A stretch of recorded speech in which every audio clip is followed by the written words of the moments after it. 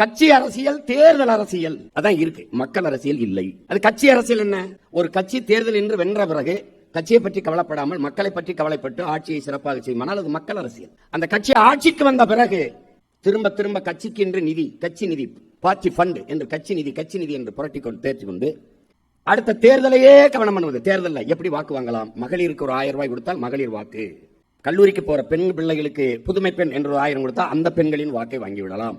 கல்லூரிக்கு போற பிள்ளைகள், ஆண் பிள்ளைகள், தம்பிகள், அவர்களுக்கு ஒரு 1000 போட்டால், தமிழ் மகன் என்று போட்டால் அது ஒரு 1000, அந்த பிள்ளைகளின் வாக்கை வாங்கிவிடலாம். இதையே கவனத்தில் எடுக்கிற போது இது தேர்தல் அரசியலாகிறது, மக்கள் அரசியல் இல்லை.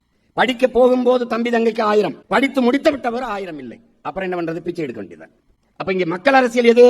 படித்து முடித்தவுடன் அவன் அதே வருவாயை ஈட்டிக் கொள்வதற்கான வாய்ப்பை ஏற்படுத்தி கொடுப்பது மக்கள் அரசியல்.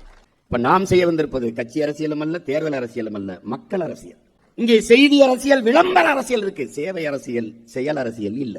செப்டம்பர் 16 குடும்ப தலைவிக்கு 1000 ரூபாய் கொடுக்க போகிறோம் என்பதை ஜனவரி 1 விளம்பரம் செய்வார்கள். இது செய்தி அரசியல், விளம்பர அரசியல். சேவை அரசியல், செயல் அரசியல் இவர்கள் செய்வதே இல்லை.